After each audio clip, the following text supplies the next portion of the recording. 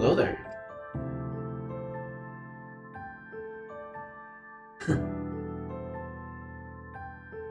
I'm back. I'm finally back. Well, sort of. I'm not fully back.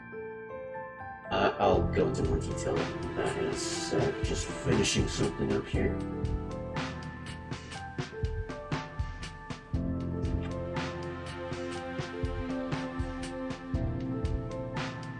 Alright.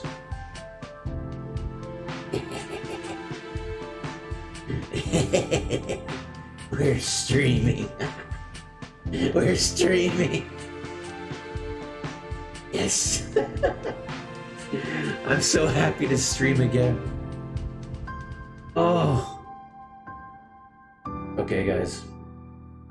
Fellow hunters, I must apologize for being gone for so long. It was not by choice. I have been coughing since... How long has it been? It feels like 2 or 3 months I've been coughing. And I just couldn't... It was so bad that I couldn't stream. The one exception being the Nintendo Direct. And it wasn't like terrible in that stream, but it was enough to where it would be such a disruption to other streams. I didn't want to do that. It didn't feel like a thing I should do. But now that that's out of the way, another reason why I haven't streamed is because I need a new CPU. My CPU is garbage. I'm looking at Task Manager right now. I am running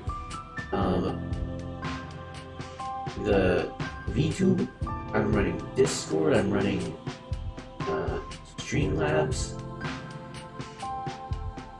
and I repeatedly, I keep hitting 100% on my CPU. Right now it's hovering at 84%. I don't know what makes it jump, but that's just with this alone. I'm not even running any games. I dare not push my luck. But yeah, one day I want to replace it, or build a new PC maybe, and what a day that would be when I can finally play games on my gaming streaming channel. What a day that would be. But anywho,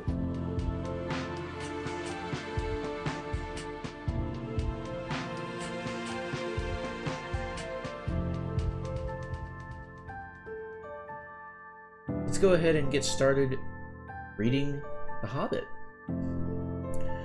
I have not read ahead.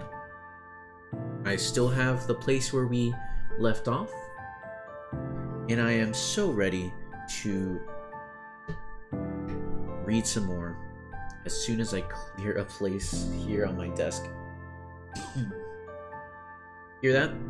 I still occasionally cough, but it's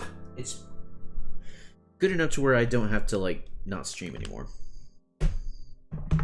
Alright. Turn off the music for now. Ah, yes. It's happening. It's happening. It do be happening. All right, let me go ahead and get started. Holy cow, dude! I'm 100%ing my CPU right now. I'm not even doing anything. Why? Why is this my fate? Anyway, time to read The Hobbit. We left off on chapter 8. Flies and spiders.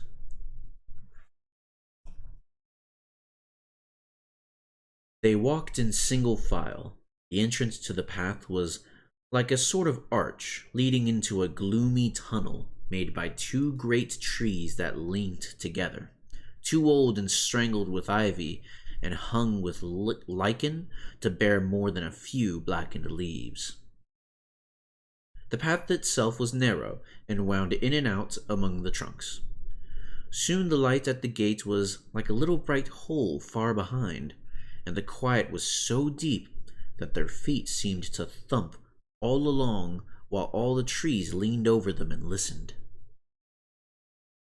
As their eyes became used to the dimness, they could see a little way to either side in a sort of darkened green glimmer. Occasionally, a slender beam of sun that had the luck to slip in through some opening in the leaves far above, and still more luck in not being caught in the tangled boughs and matted twigs beneath, stabbed down thin and bright before them. But this was seldom, and it soon ceased altogether. There were black squirrels in the wood. As Bilbo's sharp, inquisitive eyes got used to seeing things, he could catch glimpses of them, whisking off the path and scuttling behind tree trunks. There were queer noises, too, grunts, scufflings, and hurryings in the undergrowth, and among the leaves that lay piled endlessly and thick in places on the forest floor. But what made those noises he could not see. The nastiest things they saw were the cobwebs, dark, dense cobwebs, with threads extraordinarily thick, often stretched from tree to tree, or tangled in the lower branches on either side of them. There were none stretched across the path, but whether because some magic kept it clear, or for what other reason, they could not guess. It was not long before they grew to hate the forest as heartily as they had hated the tunnels of the goblins, and it seemed to offer even less hope of any ending. But they had to go on and on, long after they were sick for the sight of the sun and of the sky, and longed for the feel of wind on their faces. Excuse me, I'm gonna get some water.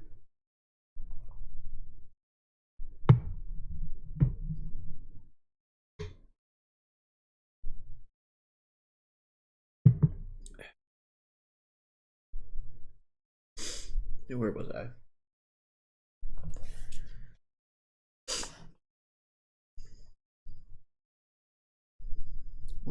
I? There was no movement of air down under the forest roof, and it was everlastingly still and dark and stuffy. Even the dwarves felt it, who were used to tunneling, and lived at times for long whiles without the light of the sun, but the hobbit, who liked holes to make a house in, but not to spend summer days in, felt that he was being slowly suffocated. The nights were the worst. It then became pitch dark, not what you would call pitch dark, but really pitch. So black that you really could see nothing. Bilbo tried flapping his hand in front of his nose, but he could not see it at all. Well, perhaps it is not true to say that they couldn't see nothing. They could see eyes. They slept all closely huddled together and took it in turns to watch. When it was Bilbo's turn, he would see gleams in the darkness round them, and sometimes pairs of yellow or red or green eyes would stare at him from a little distance, and then slowly fade and disappear and slowly shine out again in another place. And sometimes they would gleam down from the branches above him, and that was most terrifying. But the eyes that he liked the least were horrible, pale, bulbous sort of eyes. Insect eyes, he thought, not animal eyes, for they are much too big. Although it was not yet very cold, they tried lighting watchfires at night, but they soon gave that up. It seemed to bring hundreds and hundreds of eyes all round them, though the creatures, whatever they were careful never to let their bodies show in the little flicker of the flames. Worse still, it brought thousands of dark gray and black moths, some nearly as big as your hand, flapping and whirring round their ears. They could not stand that, nor the huge bats, black as a top hat, either. So they gave up fires and sat at night and dozed in an enormous, uncanny darkness. All this went on for what seemed to the hobbit ages upon ages. And he was always hungry, for they were extremely careful with their provisions. Even so, as days followed days, and still the forest seemed just the same, began to get anxious. The food would not last forever. It was in fact already beginning to get low. They tried shooting at the squirrels, and they wasted many arrows before they managed to bring one down on the path. But when they roasted it, it proved horrible to taste, and they shot no more squirrels. They were thirsty too, for they had none too much water, and in all the time they had seen neither spring nor stream. This was their state, when one day they found their path blocked by a running water. It flowed fast and strong, but not very wide across the way, and it was black, or it looked it in the gloom. It was well that Beorn had warned them against it, or they would have drunk from it, whatever its color, and filled some of their emptied skins at its banks. As it was, they only thought of how to cross it without wetting themselves in its water. There had been a bridge of wood across, but it had rotted and fallen, leaving only broken posts near the bank. Bilbo, kneeling on the brink and peering forward, cried, "There is a boat across the far bank. Now why couldn't it have been this side?" "How far away do you think it is?" asked Thorin, for by now they knew Bilbo had the sharpest eyes among them. "Not at all far. I shouldn't think about 12 yards. 12 yards? I should have thought it was 30 at least, but my eyes don't see as well as they used 100 years ago.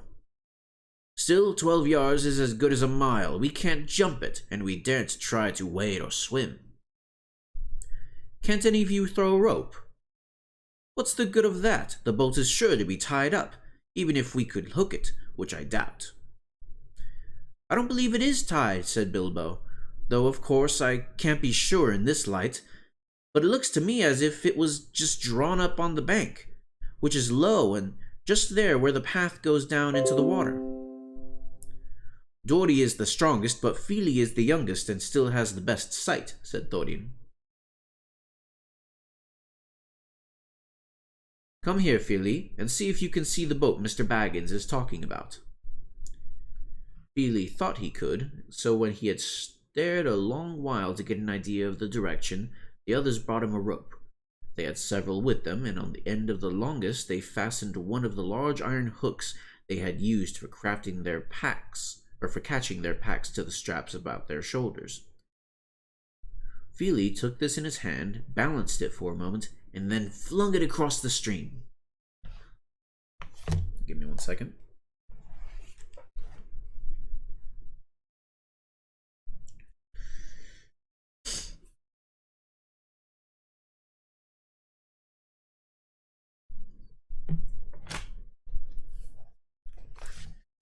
Give me 1 sec.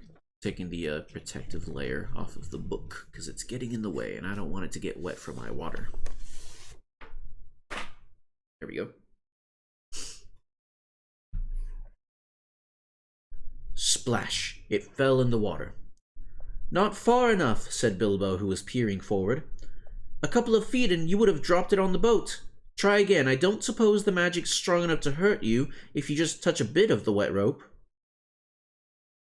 Fili picked up the hook when he had drawn it back, rather doubtfully all the same. This time he threw it with great strength. "Steady," said Bilbo. "You have thrown it right into the wood on the other side now. Draw it back gently." Fili hauled the rope back slowly, and after a while Bilbo said, "Carefully. It is lying on the boat. Let's hope the hook will catch." It did. The rope went taut, and Fili pulled in vain. Kili came to his help, and then Oin and Gloin. They tugged, and suddenly they all fell over on their backs. Bilbo was on the lookout, however, caught the rope, and with a piece of stick, fended off the little black boat as it came rushing across the stream. "Help!" he shouted, and Balin was just in time to seize the boat before it floated off down the current. "It was tied after all," said he, looking at the snapped painter that was still dangling from it. "That was a good pull, my lads, and a good job that our rope was the stronger." "Who'll cross first?" asked Bilbo. "I shall," said Thorin, "and you will come with me. and Fili and Balin. That's as many as the boat will hold at a time. After that, Kili and Oin and Gloin and Dori. Next, Ori and Nori, Bifur and Bofur, and last, Dwalin and Mambur.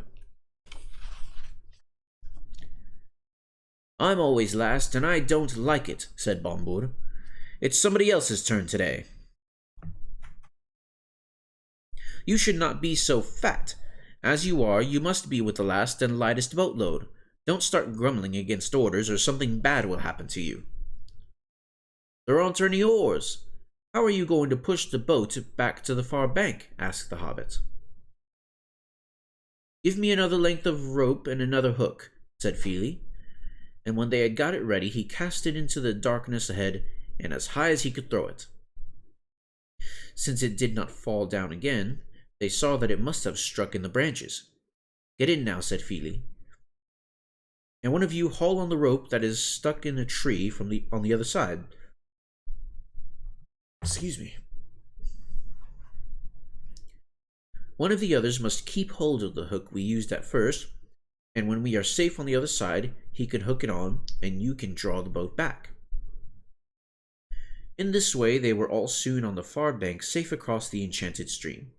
Dwalin had just scrambled out with the coiled rope on his arm, and Bombur, still grumbling, was getting ready to follow, when something bad did happen.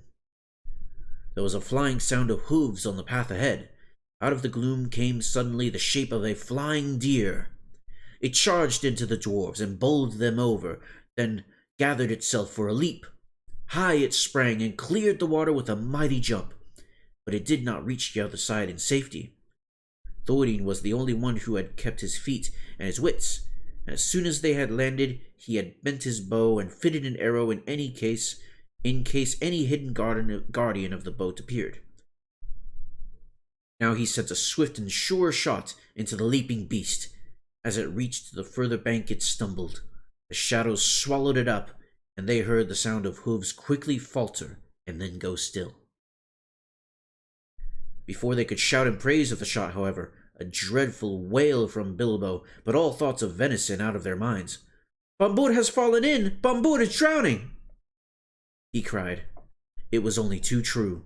Bombur had only 1 foot on the land when the heart bore down on him and sprang over him. He had stumbled, thrusting the boat away from the bank, and then toppled back into the dark water, his hand slipping off the slimy roots on the edge, while the boat span slowly off and disappeared. They could still see his hood above the water when they ran to the bank. Quickly they flung a rope with a hook toward him. His hand caught it, and they pulled him to the shore. He was drenched from hair to boots, of course, but that was not the worst. When they laid him on the bank, he was already fast asleep, with one hand clutching the rope so tight that they could not get him from his grasp, and fast asleep he remained, in spite of all they could do. They were still standing over him, cursing their ill luck and Bombur's clumsiness, and lamenting the loss of the boat, which made it impossible for them to get back and look for the heart, when they became aware of the dim blowing of horns in the wood and the sound as of dogs baying far off. Then they all fell silent, and as they sat, it seemed they could hear the noise of a great hunt going by to the north of the path, though they saw no sign of it. There they sat for a long while and did not dare to make a move. Bombur slept on with a smile on his fat face, as if he had no longer cared for all the troubles that vexed them. Suddenly, on the path ahead appeared some white deer, a hind and fawns as snowy white as the heart that had been dark.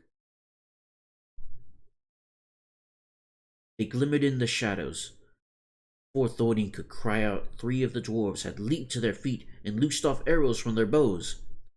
None seemed to find their mark. The deer turned and vanished into the trees as silently as they had come, and in vain the dwarves shot their arrows after them. "Stop! Stop!" shouted Thorin, but it was too late.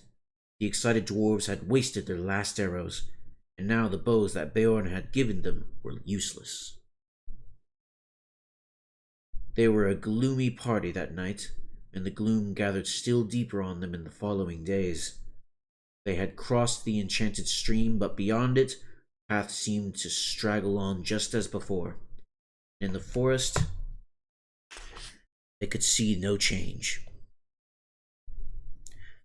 Yet if they had known more about it and considered the meaning of the hunt and the white deer that had appeared upon their path, they would have known that they were at last drawing toward the eastern edge, and would soon have come if they could have kept up their courage and their hope to thinner trees and places where the sunlight came again.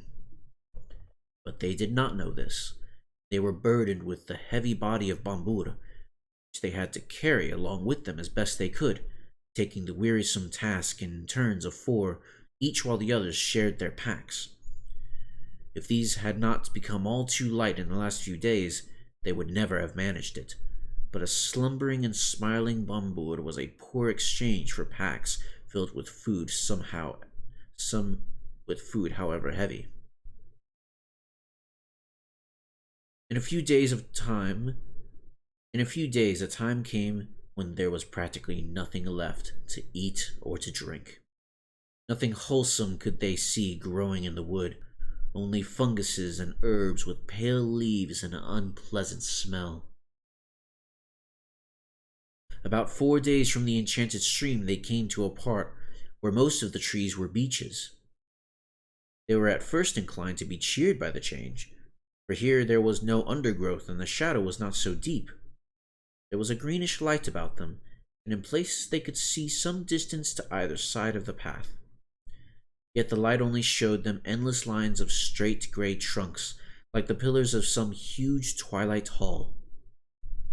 There was a breath of air and a noise of wind, but it had a sad sound. A few leaves came rustling down to remind them that outside autumn was coming on. Their feet ruffled among the dead leaves of countless other autumns that drifted over the banks of the path from the deep red carpets of the forest. Still Bambur slept, and they grew very weary. At times they heard disquieting laughter.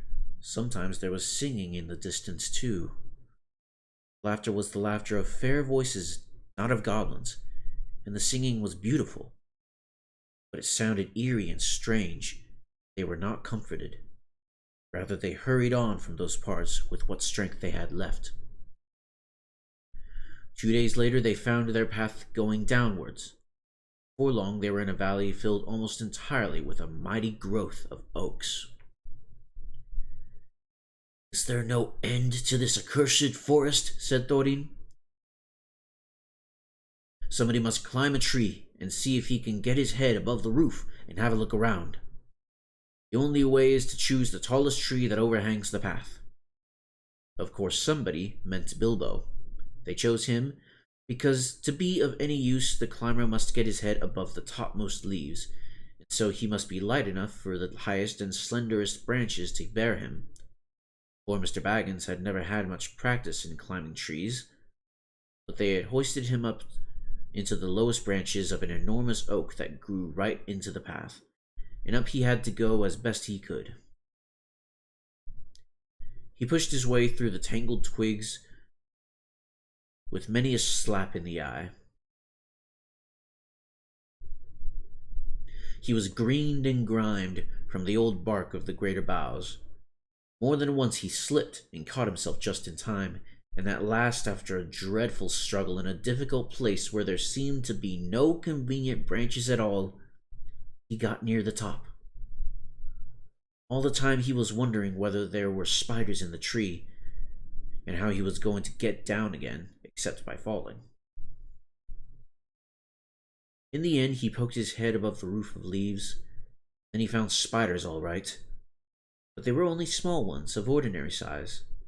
They were after the butterflies. Bilbo's eyes were nearly blinded by the light. He could hear dwarves shouting up at him from far below, but he could not answer, only hold on and blink. The sun was shining brilliantly, and it was a long while before he could bear it. When he could, he saw all around him a sea of dark green, ruffled here and there by the breeze, and there were everywhere hundreds of butterflies. I expect they were kind of a purple emperor, a butterfly that loves the tops of oak woods. But these were not purple at all. They were a dark, dark, velvety black, without any markings to be seen. He looked at the Black Emperors for a long time, and enjoyed the feel of the breeze in his hair and on his face. But at length the cries of the dwarves, who were now simply stamping with impatience down below, reminded him of his real business. It was no good. Gaze as much as he might, he could see no end to the trees and leaves in any direction. His heart, that had been lightened by the sight of the sun and the feel of the wind, sank back into his toes. There was no food to go back to down below. Actually, as I have told you, they were not far off the edge of the forest, and if Bilbo had had the sense to see it, the tree that he had climbed, though it was tall in itself, was standing near the bottom of a wide valley, so that from its top the trees seemed to swell up all around like the edges of a great bowl, and he could not expect to see how far the forest lasted. Still, he did not see this, and he climbed down full of despair. He got to the bottom again at last, scratched, hot, and miserable. He could not see anything in the gloom below when he got there. His report soon made the others as miserable as he was. The forest goes on forever and ever and ever in all directions. Whatever shall we do? And what is the use of sending a hobbit? They cried, as if it was his fault. They did not care tuppence about the butterflies, and were only made more angry when he told them of the beautiful breeze which they were too heavy to climb up and feel. That night they ate their very last scraps and crumbs of food, and next morning when they woke, the first thing they noticed was that they were still gnawingly hungry. And the next thing was it was raining, and that here and there the drip of it was dropping heavily on the forest floor. That only reminded them that they were all so parchingly thirsty. Without doing anything to relieve them, you cannot quench a terrible thirst by standing under giant oaks and waiting for a chance drip to fall on your tongue. The only scrap of comfort there was came unexpectedly from Bombard. He woke up suddenly and sat up scratching his head. He could not make out where he was at all, nor why he felt so hungry, for he had forgotten everything that had happened since they started their journey that May morning long ago. The last thing that he remembered was the party at the Hobbit's house, and they had great difficulty in making him believe their tale of all the many adventures they had had since. When he heard that there was nothing to eat, he sat down and wept, for he felt very weakly and wobbly in the legs. "Why ever did I wake up?" he cried. "I was having such beautiful dreams. I dreamed I was walking in a forest rather like this one, only lit with torches on the trees and lamps swinging from the branches and fires burning on the ground, and there was a great feast going on forever. A woodland king was there with a crown of leaves, and there was a merry singing, and I could not count or describe the things there were to eat and drink." "You need not try," said Thorin. "In fact, if you can't talk about something else, you had better be silent. We are quite annoyed enough with you as it is. If you hadn't waked up, we should have left you to your idiotic dreams in the forest. You are no joke to carry even after weeks of short commons." There was nothing now to be done but to tighten the belts round their empty stomachs, hoist their empty sacks and packs, trudge along the track without any great hope of ever getting to the end before they lay down and died of starvation. This they did all that day, going very slowly and wearily, while Bombard kept on wailing that his legs would not carry him and that he wanted to lie down and sleep. "No, you don't," they said. "Let your legs take their share. We have all carried you far enough." All the same, he suddenly refused to go a step further, and flung himself to the ground. Go on if you must, he said. I'm just going to lie here and sleep and dream of food. If I can't get it any other way, I hope I never wake up again. That very moment, Balin, who was a little way ahead, called out, "What was that? Thought I saw a twinkle of light in the forest." They all looked, and a longish way off it seemed they saw a red twinkle in the dark. Then another, and another sprang out beside it. Even Bombur got up, and they hurried along then, not caring if it was trolls or goblins. The light was in front of them and to the left of the path, and when at last they had drawn level with it, it seemed plain that the torches and fires were burning under the trees, but a good way off their track. "It looks as if my dreams were coming true," gasped Bombur, puffing up behind. He wanted to rush straight off into the wood after the lights, but the others remembered only too well the warnings of the wizard and of Beorn. "Feast would be no good if we never got back alive from it," said Thorin. "But without a feast, we shan't remain alive much longer anyway," said Bombur, and Bilbo heartily agreed with him. They argued about it backwards and forwards for a long while until they agreed at length to send out a couple of spies to creep near the lights and find out more about them. But then they could not agree on who was to be sent. No one seemed anxious to run the chance of being lost and never finding his friends again. In the end, in spite of warnings, hunger decided them, because Bombur kept on describing all the good things that were being eaten, according to his dream, in the woodland feast. So they all left the path and plunged into the forest together. Oh my goodness. Oh no. After a good deal of creeping and crawling, they peered round the trunks and looked into a clearing where some trees had been felled and the ground leveled. There were many people there, elvish-looking folk, all dressed in green and brown, and sitting on sawn rings of the felled trees in the great circle. There was a fire in their midst, and there were torches fastened to some of the trees round about. But most splendid sight of all, they were eating and drinking and laughing merrily. The smell of roast meats was so enchanting that without waiting to consult one another, every one of them got up and scrambled forwards into the ring with the one idea of begging for some food. There's a picture here of the forest. I'm just looking at the picture.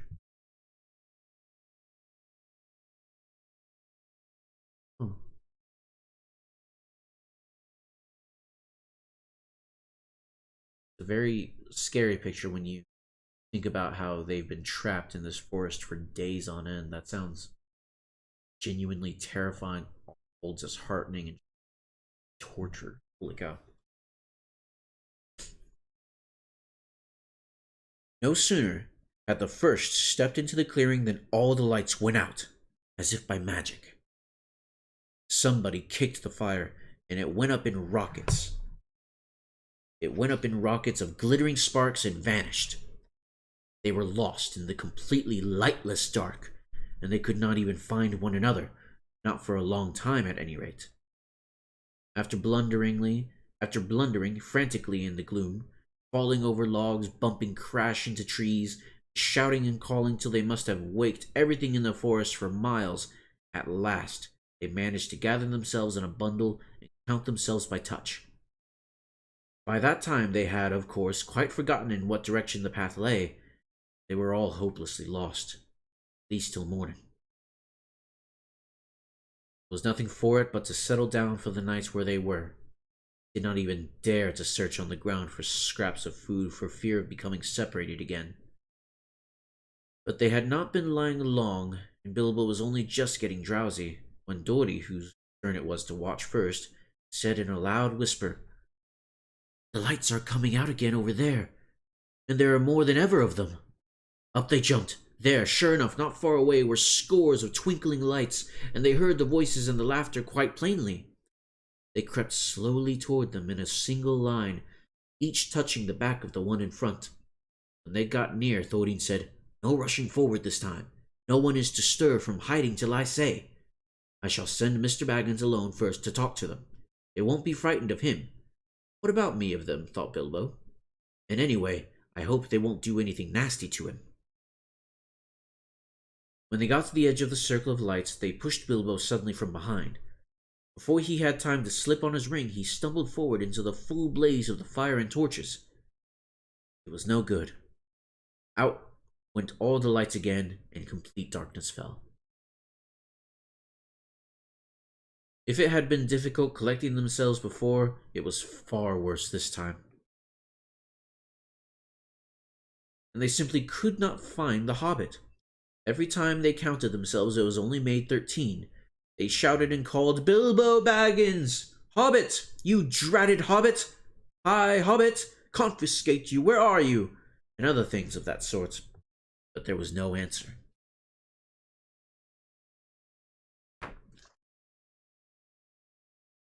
They were just giving up hope when Dory stumbled across him by sheer luck. In the dark, he fell over what he thought was a log, and he found it was the Hobbit, curled up fast asleep. It took a great deal of shaking to wake him, and when he was awake, he was not pleased at all. "I was having such a lovely dream," he grumbled, "all about having a most gorgeous dinner." "Good heavens, he has gone like Bombard," they said. "Don't tell us about the dreams. Dream dinners aren't any good, and we can't share them." "They are the best I am likely to get in this beastly place," he muttered, as he lay down beside the dwarves and tried to go back to sleep and find his dream again. But that was not the last of the lights in the forest. Later, when the nights must have been getting old, Keely, who was watching them, came and roused them all again, saying, "There's a regular blaze of light begun not far away. Hundreds of torches and many fires must have been lit suddenly by magic. And hark to the singing and the harps." After lying and listening for a while, they found they could not resist the desire to go nearer and try once more to get help. Up they got again. This time, the result was disastrous. The feast that they now saw was greater and more magnificent than before, and at the head of a long line of feasters sat a woodland king with a crown of leaves upon his golden hair, very much as Bombard had described the figure in his dream. The elvish folk were passing bowls from hand to hand across the fires, and some were harping and many were singing. Their gleaming hair was twined with flowers, green and white gems glinted on their collars and their belts, and their faces and their songs were filled with mirth. Loud and clear and fair were those songs, and out stepped Thorin into their midst.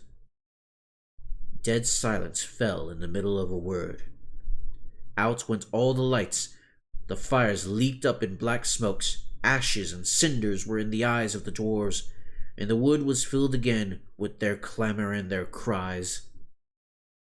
Bilbo found himself running round and round as he thought, and calling, "Dory, Nori, Ori, Oin, Gloin, Fili, Kili, Bombor, Bifur, Bofur, Dwalin, Balin, Thorin, Oakenshield," while people he could not see or feel were doing the same all around him, with an occasional "Bilbo" thrown in. But the cries of the others got steadily further and fainter, and though after a while it seemed to him they changed to yells and cries for help in the far distance, all noise at last died right away. He was left alone in complete silence, darkness. That was one of his most miserable moments. But he soon made up his mind that it was no good trying to do anything till day came with some little light, and quite useless to go blundering about tiring out himself with no hope of any breakfast to revive him. So he sat himself down with his back to a tree, and not for the last time fell to thinking of his far distant hobbit hole with its beautiful pantries. He was deep in thoughts of bacon and eggs and toast and butter when he felt something touch him. Something like a strong, sticky string was against his left hand, and when he tried to move, he found that his legs were already wrapped in the same stuff, so that when he got up, he fell over. Then the great spider, who had been busy tying him up while he dozed, came from behind him and came at him. He could only see the thing's eyes, but he could feel its hairy legs as it struggled to wind its abominable threads round and round him. It was lucky that he had come into his senses in time.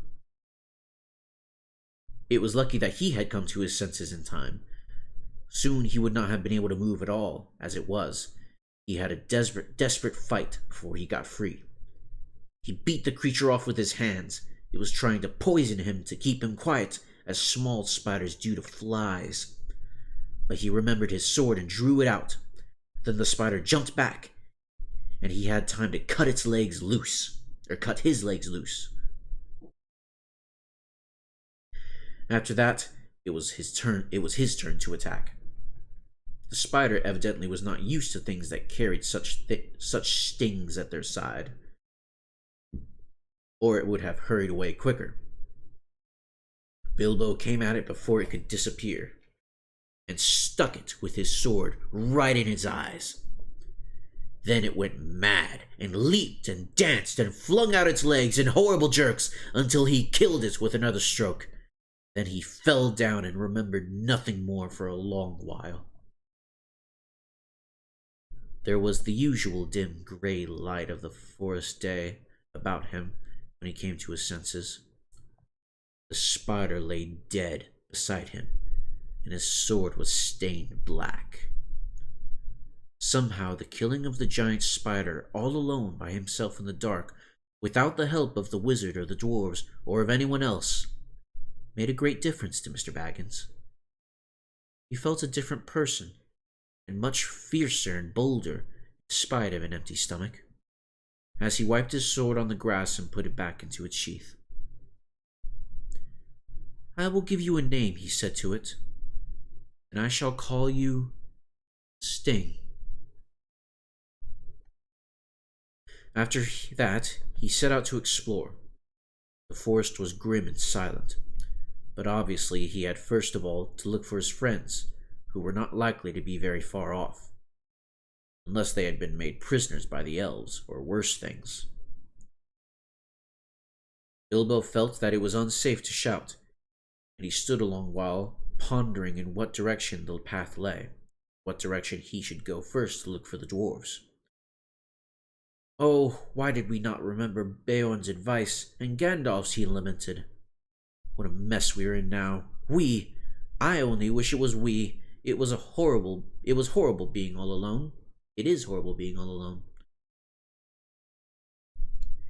In the end, he made as good a guess as he could at the direction from which the cries for help had come in the night, and by luck he was born with a good share of it.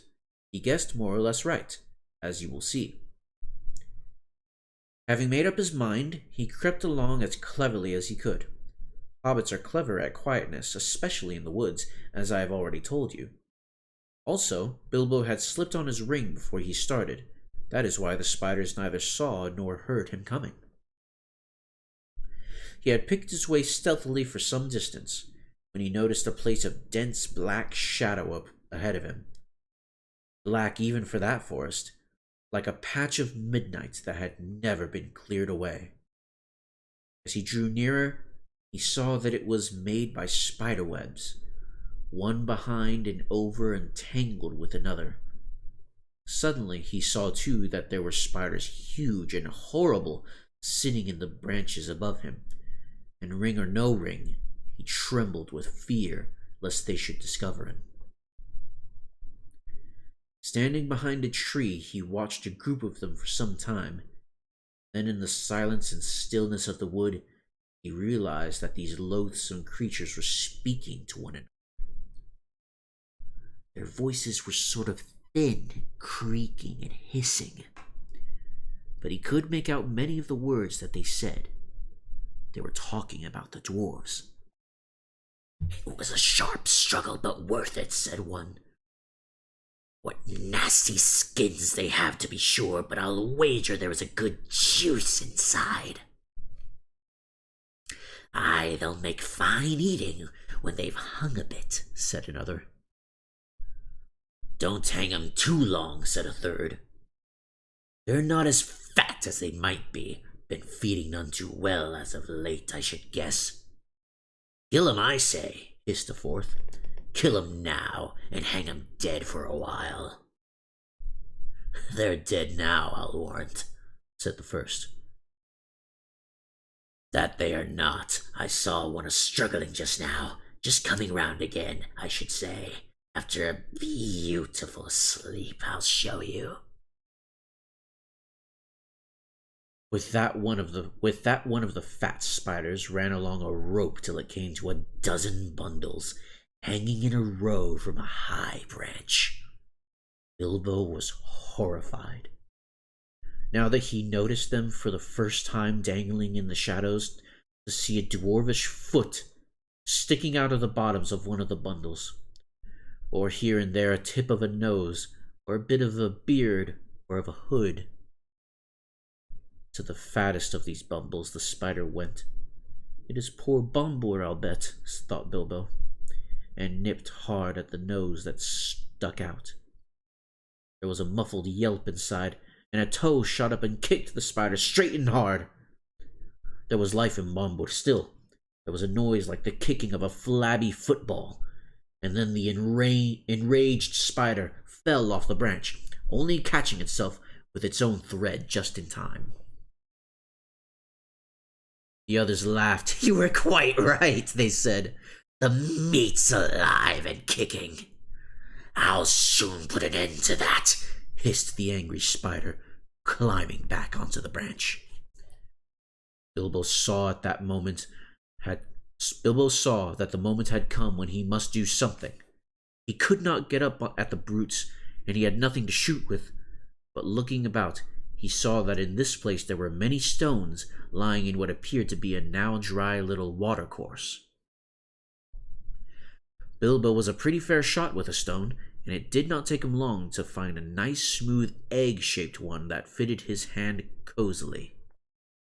As a boy, he used to practice throwing stones at things until rabbits and squirrels and even birds got out of his way as quick as lightning if they saw him stoop, and even grown up, he had still spent a deal of his time at quoits, dart throwing, shooting at the wand, bowls, ninepins, and other quiet games of the aiming and throwing sort. Indeed, he could do lots of things, besides blowing smoke rings, asking riddles, and cooking, that I haven't had time to tell you about. There is no time now. While he was picking up stones, the spider had reached Bombur, and soon he would have been dead. At that moment, Bilbo threw.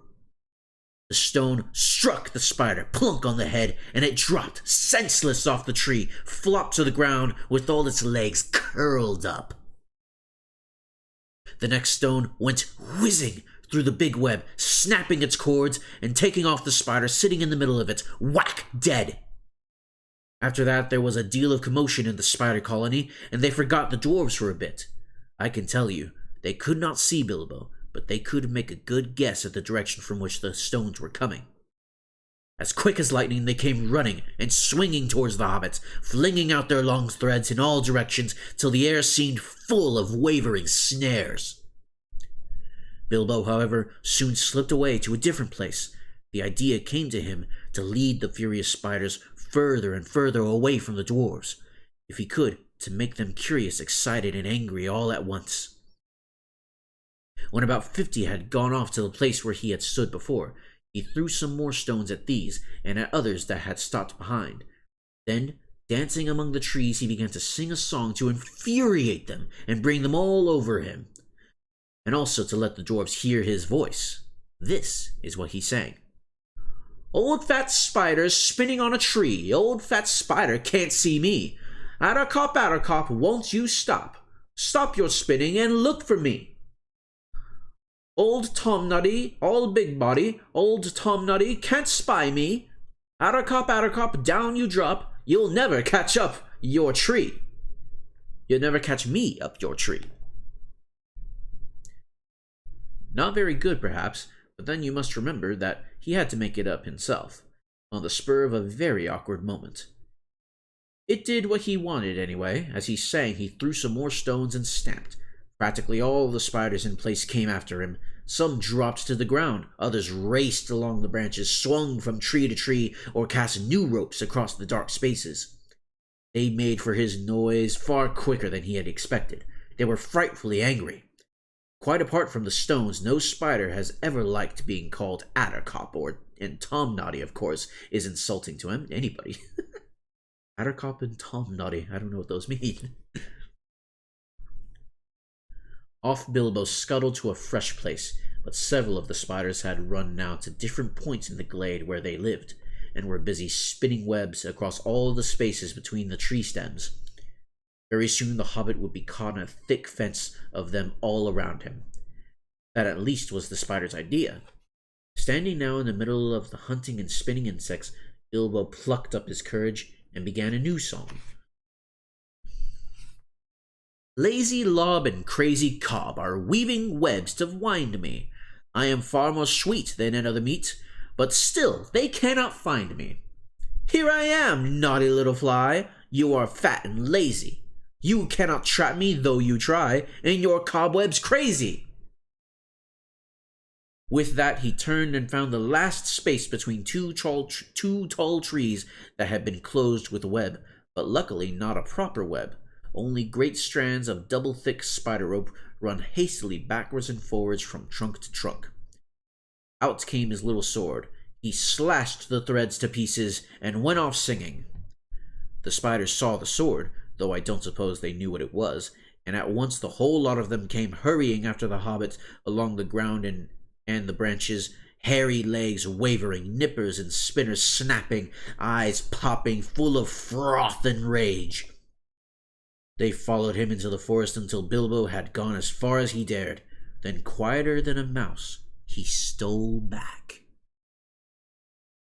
He had precious little time, he knew, before the spiders were disgusted and came back to the trees where the dwarves were hung. In the meanwhile, he had to rescue them. The worst part of the job was getting up on the long branch where the bundles were dangling. I don't suppose he would have managed it if a spider had not luckily left a rope hanging down.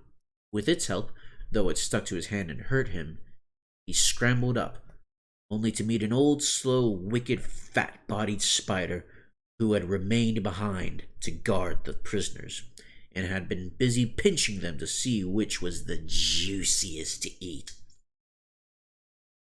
It had thought of starting the feast while the others were away, but Mr. Baggins was in a hurry, and before the spider knew what was happening, it felt his sting and rolled off the branch dead. Bilbo's next job was to loose a dwarf. But what was he to do?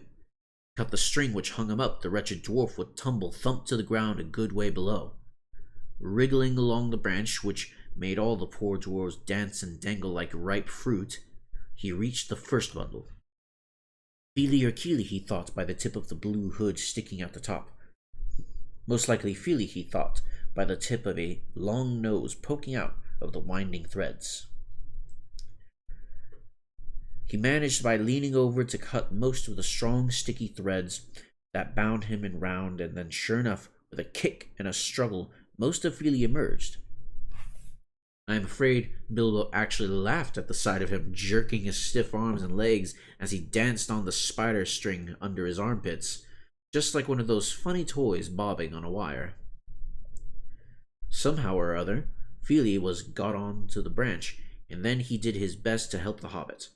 Although he was feeling very sick and ill from spider poison, and from hanging most of the night, and the next day wound round and round with only his nose to breathe through.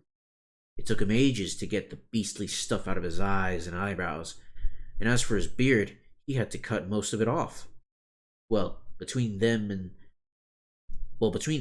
they started to haul up first one dwarf, and then another, and slash them free. None of them were better off than Feely, and some of them were worse.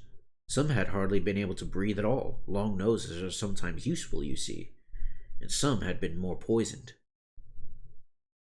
In this way, they rescued Keely, Bifur, Bofur, Dori, and Nori, Poor old Bombard was so exhausted, he was the fattest and had been constantly pinched and poked, that he just rolled off the branch and fell plop on the ground. Fortunately onto leaves, and lay there. But there were still 5 dwarves hanging at the end of the branch when the spiders began to come back, more full of rage than ever. Bilbo immediately went to the end of the branch nearest the tree trunk and kept back those that crawled up. He had taken off his ring when he rescued Feely and forgotten to put it on again, so now they all began to sputter and hiss. Now we see you, you nasty little creature. We will eat you and leave your bones hanging. We will eat you and leave your bones and skin hanging on the tree.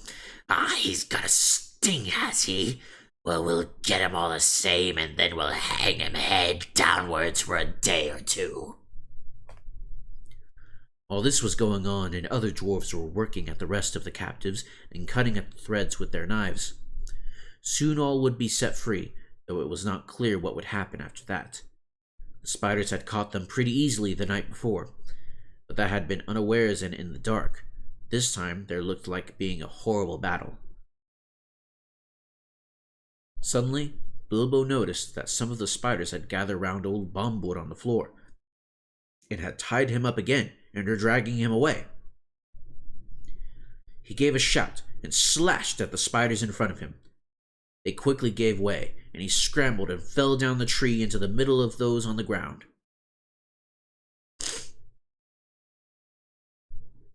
His little sword was something new in the ways of stings for them. How it darted to and fro. It shone with delight as he stabbed at them. 6 were killed before the rest drew off and left Bombard to Bilbo. Come down, he shouted to the dwarves on the branch. Don't stay up there and be netted, for he saw spiders swarming up all the neighboring trees and crawling along the boughs above the heads of the dwarves.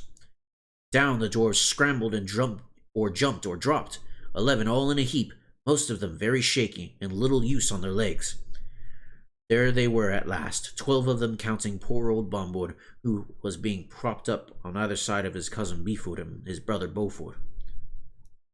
And Bilbo was dancing about and waving his sting, and hundreds of angry spiders were goggling at them, all around and about and above. It looked pretty hopeless. Then the battle began. Some of the dwarves had knives, and some had sticks, and all of them could get at stones. And Bilbo had his elvish dagger. Again and again the spiders were beaten off, and many of them were killed. But it could not go on for long. Bilbo was nearly tired out. Only 4 of the dwarves were able to stand firmly, and soon they would all be overpowered like weary flies. Already the spiders were beginning to weave their webs all around them again from tree to tree. In the end, Bilbo could think of no plan except to let the dwarves into the secret of his ring. He was rather sorry about it, but it could not be helped. I'm going to disappear, he said. I shall draw the spiders off if I can, and if you must, keep together and make in the opposite direction. To the left there, that is more or less the way toward the place where we last saw the elf fires. It was difficult to get them to understand, what with their dizzy heads and the shouts, and the whacking of sticks and the throwing of stones, but at last Bilbo felt he could delay no longer, and the spiders were drawing their circle ever closer. He suddenly slipped on his ring, and to the great astonishment of the dwarves, he vanished. Soon there came the sound of Lazy Lob and Addercop from among the trees away on the right, that upset the spiders greatly. They stopped advancing, and some went off in the direction of the voice. Addercop made them so angry that they lost their wits. Then Balin, who had grasped Bilbo's plan better than the rest, led an attack. The dwarves huddled together in a knot, and sending a shower of stones, they drove at the spiders on the left and burst through the ring. Away behind them now the shouting and singing suddenly stopped. Hoping desperately that Bilbo had not been caught, the dwarves went on. Not fast enough, though. They were sick and weary, and they could not go much longer than a hobble and a wobble, though many of the spiders were close behind. Every now and then they had to turn and fight the creatures that were overtaking them, and already some spiders were in the trees above them, and throwing down their long, clinging threads. Things were looking pretty bad again, when suddenly Bilbo reappeared and charged into the astonished spiders unexpectedly from the side. Go on, he shouted. I'll do all of the stinging. And he did. He darted backwards and forwards, slashing at spider threads, hacking at their legs, and stabbing at their fat bodies if they came too near.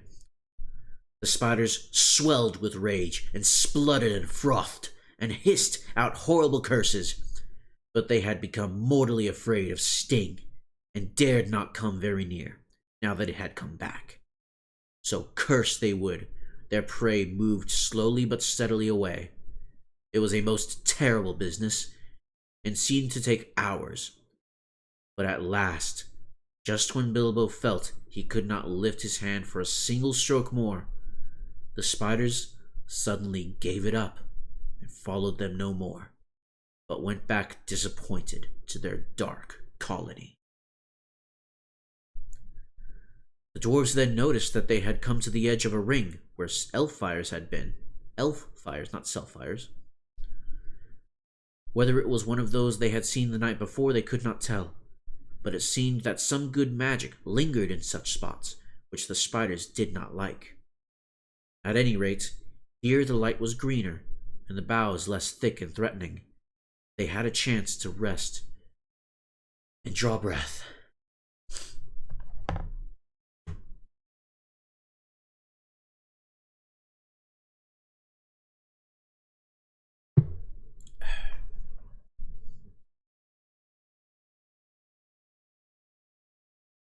There they lay for some time, puffing and panting. But very soon they began to ask questions. They had to have the whole vanishing business carefully explained, and the finding of the ring interested them so much that for a while they forgot their own troubles. Balin in particular insisted on having the Gollum story, riddles and all, told all over again, with the ring in its proper place. But after a time the light began to fail, and then other questions were asked. Where were they? And where was their path? And where was there any food? And what were they going to do next? These questions were asked over and over again, and it was from little Bilbo that they seemed to expect to get the answers, from which you can see that they had changed their opinion of Mr. Baggins very much, and had begun to have a great respect for him, as Gandalf had said they would. Indeed, they really expected him to think of some wonderful plan for helping them, and were not merely grumbling. They knew only too well that they would soon all have been dead if it had not been for the Hobbit, and they thanked him many times. Some of them even got up and bowed right to the ground before him, though they fell over with the effort and could not get on their legs again for some time. Knowing the truth about the vanishing did not lessen their opinion of Bilbo at all, for they saw that he had some wit, as well as luck and a magic ring, and all three were very useful possessions. In fact, they praised him so much that Bilbo began to feel there really was something of a bold adventurer about himself after all, though he would have felt a lot bolder still if there had been anything to eat. But there was nothing at all, and none of them were fit to go and look for anything, or to search for the lost path. The lost path! No other idea would come into Bilbo's tired head. He just sat there, staring in front of him at the endless trees, and after a while they all fell silent again. All except Balin. Long after the others had stopped talking and shut their eyes, he kept on muttering and chuckling to himself. Gollum, well, I'm blessed. So that's how he sneaked past me, is it? Now I know. Just crept quietly along, did you, Mr. Baggins? Buttons all over the doorstep. Good old Bilbo. Bilbo, Bo. And then he fell asleep. There was a complete silence for a long while. All of a sudden, Dwalin opened an eye and looked round at them. Where is Thorin? He asked. It was a terrible shock. Of course, there were only 13 of them, 12 dwarves and the Hobbit. Where indeed was Thorin? They wondered what evil fate had befallen him, magic or dark monsters, shuddered as they lay lost in the forest. They were dropped off one by one into uncomfortable sleep, full of horrible dreams, as evening wore to black night, and there we must leave them for the present, too sick and weary to set guards or to take turns at watching. Thorin had been caught much faster than they had. You remember Bilbo falling like a log into sleep as he stepped into a circle of light? The next time it had been Thorin who stepped forward, and as the light went out, he fell like a stone enchanted. All the noise of the dwarves lost in the night, their cries as the spiders caught them and bound them, and all the sounds of the battle next day had passed over him unheard. Then the wood elves had come to him, and bound him and carried him away. The feasting people were wood elves, of course. These are not wicked folk. If they have a fault, it is distrust of strangers. Though their magic was strong, even in those days they were wary, I should say. They differed from the high elves of the west, and were more dangerous and less wise. Most of them, together with their scattered relations in the hills and mountains, were descended from the ancient tribes that never went to ferry in the west. There the light elves and the deep elves and the sea elves went and lived for ages, and grew fairer and wiser and more learned, and invented their magic and their cunning craft in the making of beautiful and marvelous things, before some came back into the wide world. That's a lot of lore, hold on. See, for most of them, together with their scattered relations in the hills and mountains, were descended from the ancient tribes that never went to ferry in the west. There the light elves, the deep elves, the sea elves went and lived for ages, and grew. They're talking about the ferry in the west. There they lived for ages and grew fairer and wiser and more learned, and invented their magic and their cunning craft in the making of beautiful and marvelous things, before some came back to the wide world. In the wide world, the wood elves lingered in the twilight of our sun and moon, but loved best the stars. They wandered in the green forests that grew tall in lands that are now lost. They dwelt most often by the edges of the woods, from which they could escape at times to hunt, or to ride and run over the open lands by moonlight or starlight. And after the coming of men, they took over more and more of the gloaming and the dusk. Still elves they were and remain, and that is good people. In a great cave, some miles within the edge of Mirkwood, on its eastern side there lived at this time their greatest king. Before his huge doors of stone, a river ran out of the heights of the forest and flowed on and out into the marshes at the feet of the high wooded lands. This great cave, from which countless smaller ones opened out on every side, wound far underground and had many passages and wide halls, but it was lighter and more wholesome than any goblin dwelling, and neither so deep nor so dangerous. In fact, the subjects of the king mostly lived and hunted in the open woods, and had houses or huts on the ground and in the branches. The beeches were their favorite trees, the king's cave was his palace, the strong place of his treasure, and the fortress of his people against their enemies. It was also the dungeon for his prisoners. So to the cave they dragged Thorin, not too gently, for they did not love dwarves. And though he was an enemy, and they thought he was an enemy. In ancient days they had had wars with some of the dwarves, whom they accused of stealing their treasure. It is only fair to say that the dwarves gave a different account, and said that they only took what was their due, for the elf king had bargained with them to shape his raw gold and silver, and had afterwards refused to give them their pay. If the elf king had a weakness, it was for treasure, especially for silver and white gems, and though his hoard was rich, he was ever eager for more. Since he had not yet as great a treasure as other elf lords of old, Because he was always ever eager for more, since he had not yet as great a treasure as other elf lords of old. His people neither mined nor worked metals or jewels, nor did they bother much with trade or with tilling the earth. All this was well known to every dwarf, and though Thorin's family had had nothing to do with the old quarrel I have spoken of. Consequently, Thorin was angry at their treatment of him, and they took their spell off him, and he came to his senses. And also he was determined that no word of gold or jewels should be dragged out of him. The king looked sternly on Thorin when he was brought before him, and asked him many questions, but Thorin would only say that he was starving. "Why did you and your folk 3 times try to attack my people at their merrymaking?" asked the king. "We did not attack them," answered Thorin. "We came to beg because we were starving."